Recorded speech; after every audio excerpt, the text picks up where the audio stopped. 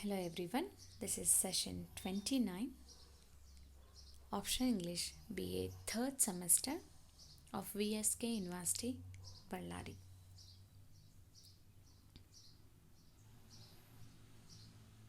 The topic is Introduction to Prose.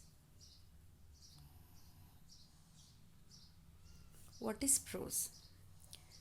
Prose is the written equivalent of the spoken language.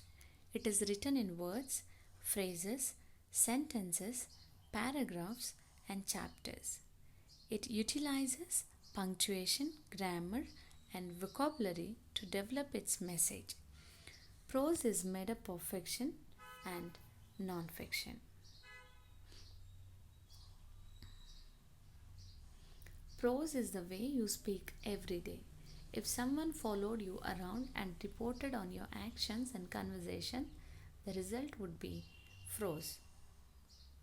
Fiction includes novels, mystery, detective, romance, short stories, historical fiction.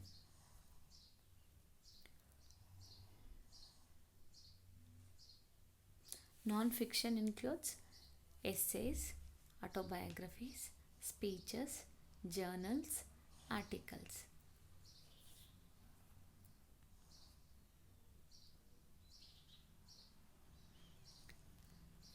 There are general five aspects of every narrative is given here.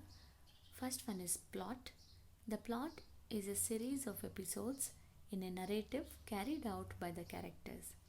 Here are the primary terms related to plot: initial incident, the, the event that puts the story in gear, rising action, the series of complications in the narrative, climax, the highest point of interest, action or tension. More subtly, it is a turning point in the protagonist's behavior or thoughts.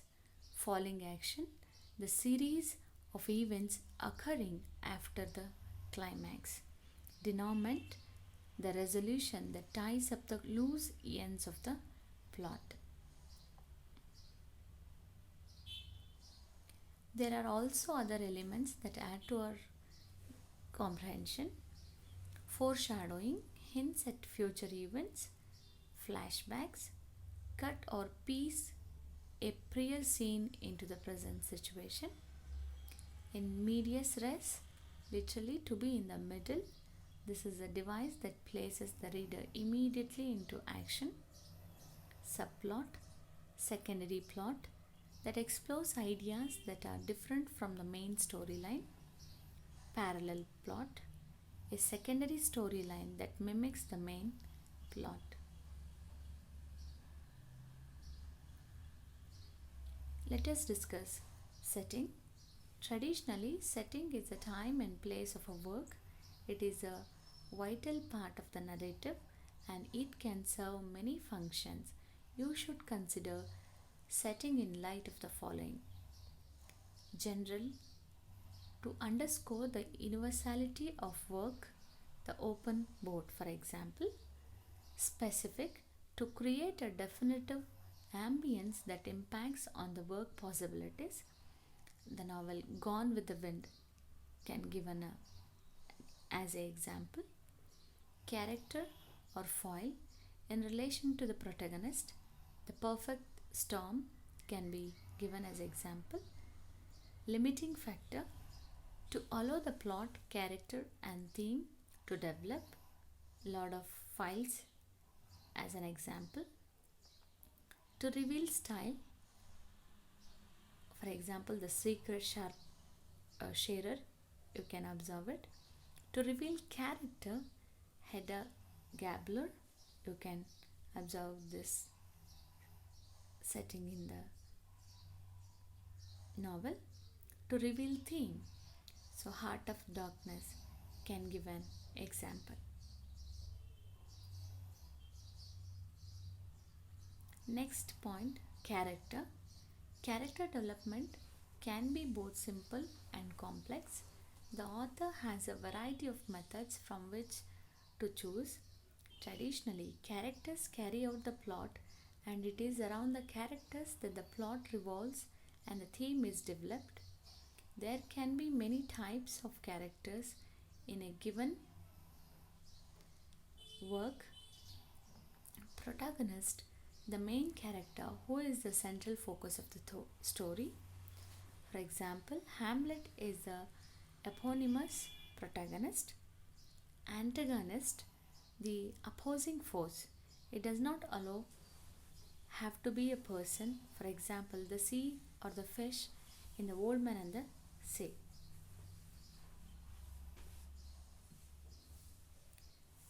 Major character or the characters who play a significant role in the work.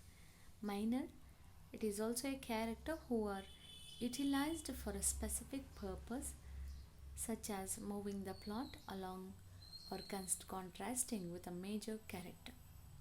Dynamic refers to characters who undergo major changes, such as Jane Eyre. Static generally refers to the characters who remain the same throughout the story. For instance, Brutus in Julius Caesar always considers himself to be an honorable man. Stereotype, a character who is used to represent a class or a group. Foil, a character who provides the opportunity for comparison and contrast. For example, in Shakespeare's Julius Caesar, Brutus and Cassius are foils for each other. Next comes theme. Theme is the main idea, the moving force, what it is all about, the why behind the what, the universal concept or comment, the big picture, the major insight, the reason detail. But theme is much more than a simple checklist. The enlightened, complex mind questions, ponders response. A literary work evolves and can be validly interpreted in so many ways that it would be a disservice to limit it to any single exclusive theme. Keeping an open mind, understand that the following is an overview of ways of assessing themes. All elements of a literary work point toward the development of the theme. Motif. In its most general sense, motif is the repetition of an image. It may be closely connected to symbol or it may be a thematic restatement. The following is a preparation process for discovering and analyzing the function of motif. If you can try this with any work. Fifth one, point of view. Point of view is the method the author utilizes to tell the story. First person, the narrator, is the story's protagonist. Second person, the narrator speaks using the pronoun you. It is the least common of voices. Some recent modern novels have been quite successful with it. Third person objective, the narrator is an onlooker reporting the story. Here the narrator speaks using the third person pronouns him, her, he, she, them. Third person omniscient, the narrator reports the story and provides information unknown to the characters.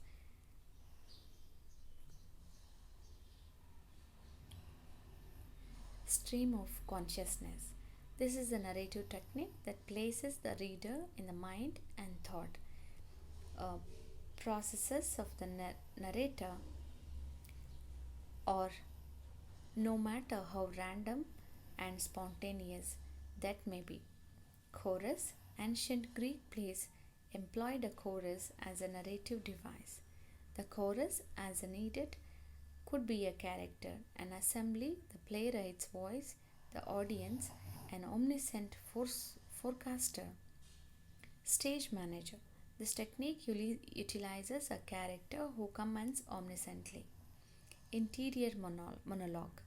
This technique reflects the inner thoughts of the character. That is all about the prose, and this is the reference which I have followed for the content. Thank you, one and all.